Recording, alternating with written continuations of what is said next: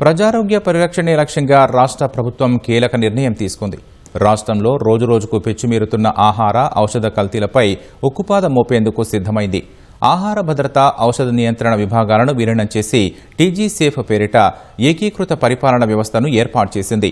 ప్రస్తుతం Telangana drugs control administration director జనరల్గా పనిచేస్తున్న ఐపీఎస్ అధికారి అవినాష్ మహంతిని టీజీ సేఫ్కు కమిషనర్గా నియమించి విధి విధానాలను పేర్కొంటూ ప్రభుత్వం ఉత్తర్వులు జారీ చేసింది.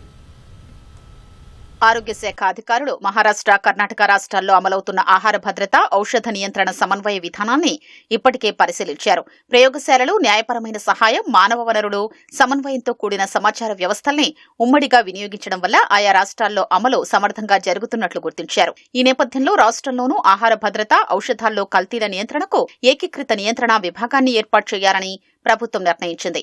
ప్రయోగశాలల్ని బలోపేతం చేయడం, న్యాయపరమైన సహాయం అందించడం, మానవ వనరుల్ని పెంచడం, చట్టబద్ద అధికారులకు అమలు సహకారం అందించడం ఈ వ్యవస్థల్లో కీలకంగా ఉంటాయి.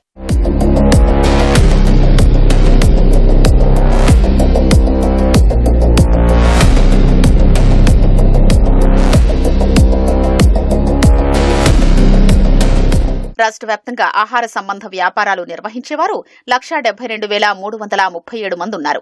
వీటిలో 64% సంస్థలు core urban region economy cure పరిధి ప్రాంతంలోనే ఉన్నాయి. అలాగే రాష్ట్రంలోని ఔషధ లైసెన్స్ పొందిన 51,584 మంది రిటైలర్లు, సుమారు 600 తయారీ యూనిట్లలో దాదాపు 50% క్యూర్ పరిధిలోనే ఉన్నాయి. అందుకే తొలి దశలో ఈ కొత్త వ్యవస్థను అక్కడే అమలు చేయనున్నారు.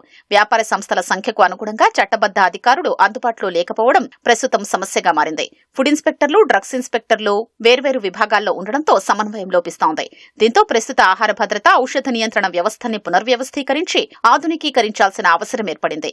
ఇక నుంచి ఆహార భద్రత, డ్రగ్స్ కంట్రోల్ విభాగాలు ఉమ్మడి పరిపాలన, ఎన్ఫోర్స్మెంట్, ల్యాబొరేటరీ, నిఘా, డేటా విశ్లేషణ, న్యాయపరమైన వ్యవస్థలతో సమన్వయంగా పనిచేయనున్నాయి. వీరికి తోడుగా అవసరమైన పోలీసు సిబ్బందిని డీజీపీ సమకూర్చనున్నారు. ఫుడ్ సేఫ్టీ అండ్ స్టాండర్డ్స్ చట్టం, డ్రగ్స్ అండ్ కాస్మోటిక్స్ చట్టం కింద పనిచేసే అధికారులకు పోలీసు అధికారులు సహకారం అందించనున్నారు. పరిపాలనా విభాగాల విలీనం జరిగినప్పటికీ ఇప్పటికే అమల్లో ఉన్న చట్టపరమైన వ్యవస్థ, లైసెన్స్ల పర్యవేక్షణ, దర్యాప్తులు, కోర్టు వ్యవహారాలు యథాతథంగా కొనసాగుతాయి. ఇప్పటికే మంజూరైన పోస్టుల్లో ఖాళీల్ని భర్తీ చేసేందుకు ప్రభుత్వం అనుమతించింది. డిప్యుటేషన్, కాంట్రాక్ట్ లేదా అవుట్సోర్సింగ్ విధానంలో టీజీ సేఫ్ అమలుకు అవసరమైన బడ్జెట్, లాజిస్టిక్స్, ఇతర సహాయక సేవల్ని కూడా సమకూర్చనుంది.